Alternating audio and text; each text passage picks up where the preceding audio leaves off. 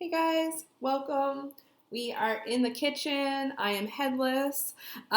Um, Only because we're on the laptop and this is kind of the best angle I can get. It's hard times. It's 2020. It is what it is. Eventually, it will be better. I promise. Until then, this is the quality. This is the best that you're gonna get for a little bit. It is what it is. Um, I've been doing tarot all day, all night, I should say, for a few hours now for folks. And I'm on this little bit of a tarot high, which encouraged me to make a video and talk about tarot some more because I feel like it's a part of you. Like you radiate the tarot sometimes. You radiate those messages, and it feels so good to share what you get through the cards with other people and just seeing how they connect the dots or knowing that you might be able to help somebody or just brighten their day or whatever. It's a wonderful thing. It's a great thing. The most important aspect, though, if you're coming to learn about tarot, is to remember whatever I say or a book or somebody else says, at the end of the day, doesn't really matter. Tarot is about your intuition. It's not about memorizing. It's not about learning. I mean, you can, don't get me wrong, but it's not about knowing and studying every little piece right away. It takes a long time. Don't pressure yourself into feeling like you have to know what the card is or what somebody else thinks the card means. It's totally up to your own decision what these cards mean. If you feel a certain way about a card and I feel differently, that doesn't make you wrong or me wrong. Like, we're both right. That's the awesome thing about tarot. That's what I love about there being so many different tarot readers out there and people sharing their gifts, sharing their talents, sharing their time and knowledge. Because you can get so many different perspectives. You can go to different tarot readers and get different readings, and it doesn't mean that they're wrong. It means that they're all interpreting something different. They're all seeing your life from a different perspective. And I think that's a really beautiful thing. Anyway, let's get talking about the gorgeous High Priestess. She definitely falls along those themes of intuition and trusting your gut. She's the card of secrets and hidden information. Um, I think that if like the person you're reading for defines as feminine or as a woman, this card can be a really, really good example of that kind of power of femininity, power of the woman. The pillars behind her, it's weird filming on this, here and over here, represent light and dark and duality.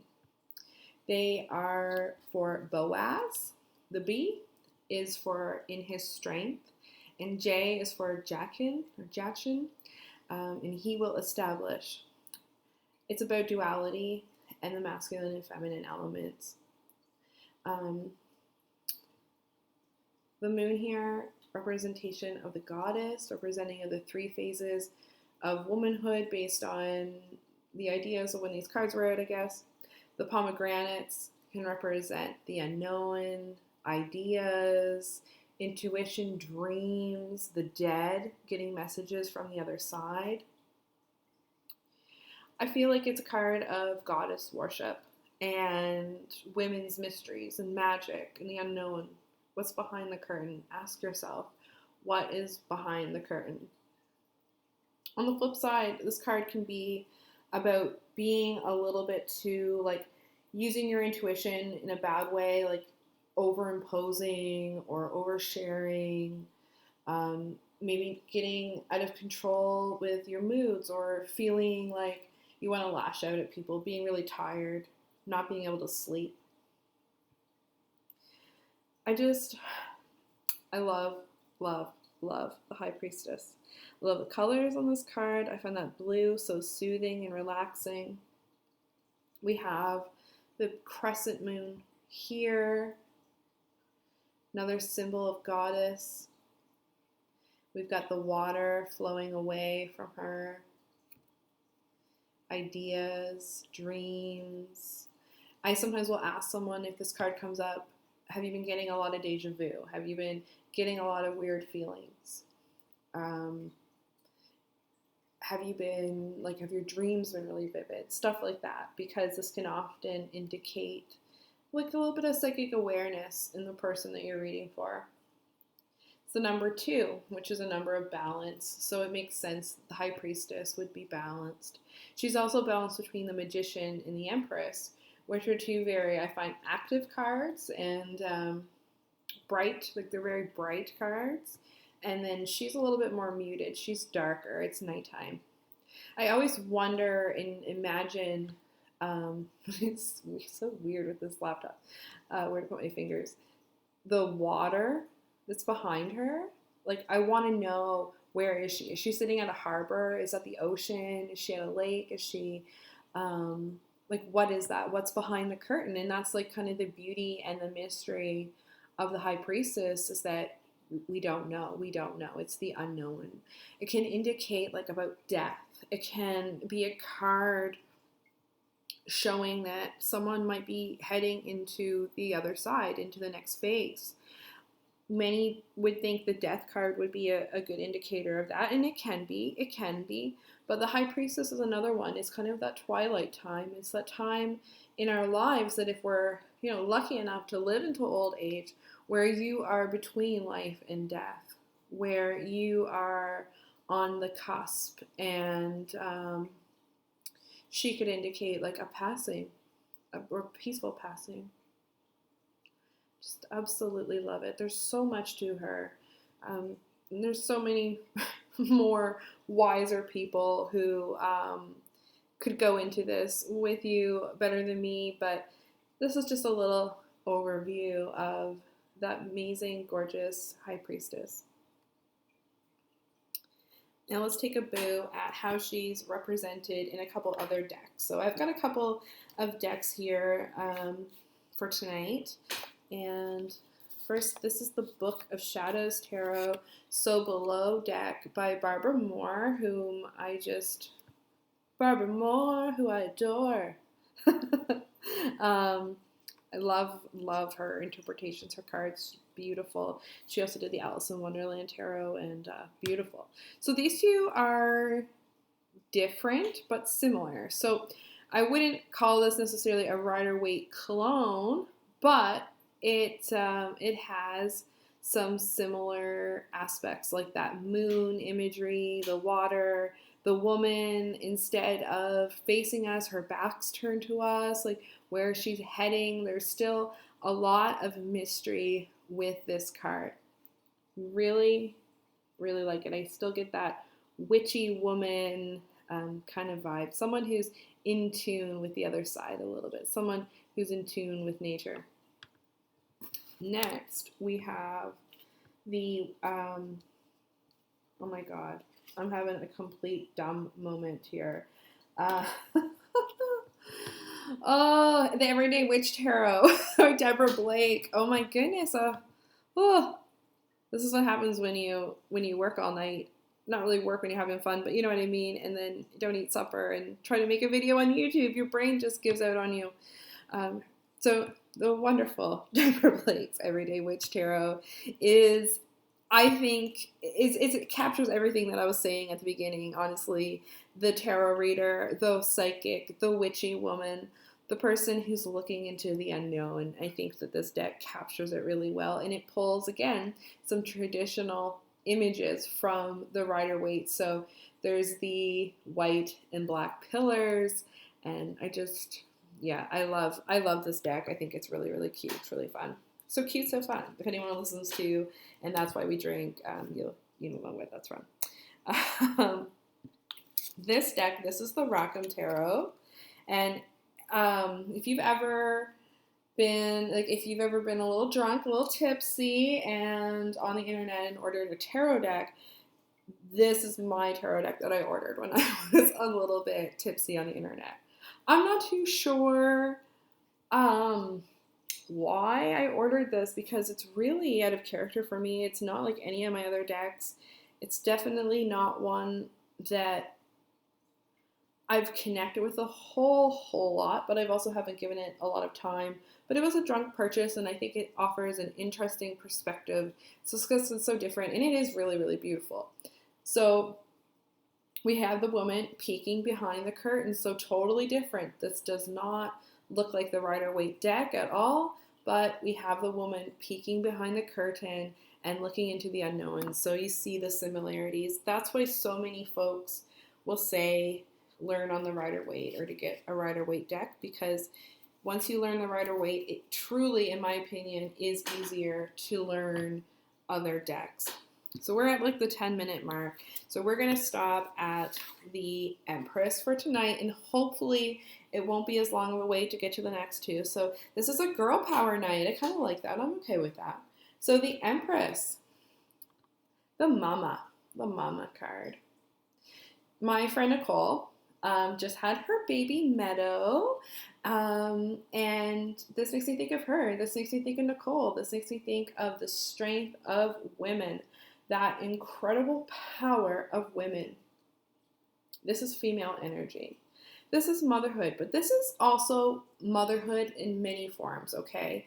This is traditional motherhood, of course, obviously, but it's also motherhood of an animal, taking care of an animal, taking care of a pet, or having someone in your family that you really care about and love and take care of, or just taking care of the world in general. If you're someone who cares about the earth, if you're someone who cares about other people and you want to help them, then you are, I think that is motherhood. That's caring and nurturing from someone who's not a mother to children, but that's kind of how I interpret motherhood, and I interpret that in this card. So I think it applies to everyone, and it doesn't matter what your gender is.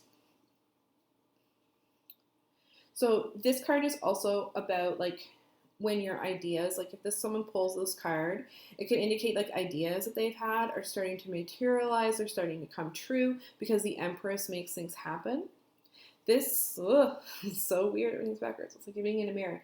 This is the symbol of Venus. It's actually the shield of Venus, and she's the goddess of love. She's the giver of earthly gifts and abundance. And so when she's showing up, it can indicate love. It can indicate romance happening. It could indicate, a baby coming, a fertility, through love, through sweet love making. On the flip side, it can indicate issues with the home, issues with lacking, it could be fertility issues. It could be lacking an intimate connection with your partner. It could indicate feeling like you're not at home in your house. So there's a whole flip side to that. It's kind of the opposite side of those good mother energies that we associate. I often see the Empress as the great mother. I see her as a symbol of the goddess of the earth. When this card shows up for someone, especially in the distant future, I can often feel like they're going to go into an earth phase in their life where they're going to be more focused about their body and how they live their lives, and like an earth year, I guess is how I would call it. All this little wheat down here, I can see this as the people that you just take care of, the people you love, watching them grow, watching them get stronger and taller. Is this, this whole opposites thing, is this water, the water flowing from the High Priestess's gown?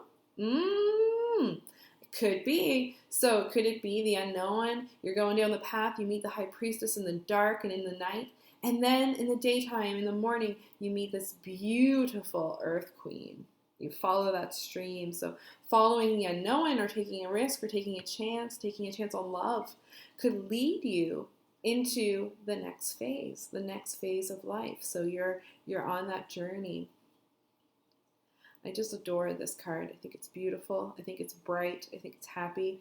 I think that when people see it, they feel pretty good when they see the Empress. She's a strong woman. She can be a little controlling, but she's a really, really strong woman. A good role model for everybody, I think.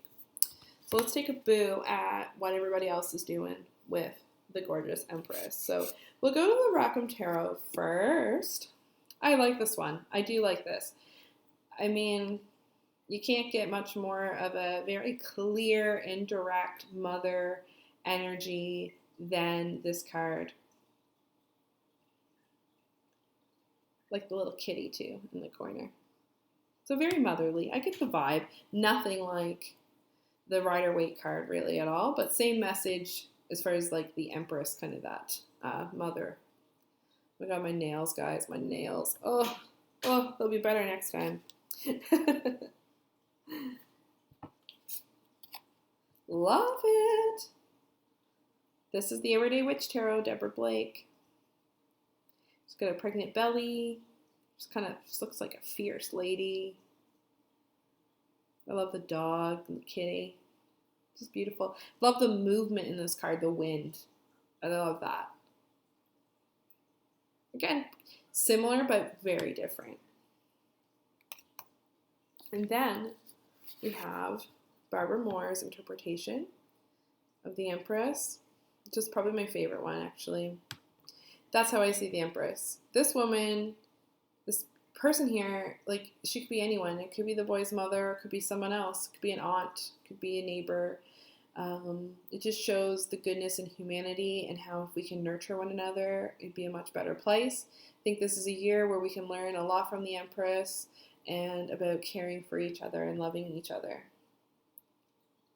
And being a little bit less afraid to show love with each other. Love that. Love, love, love.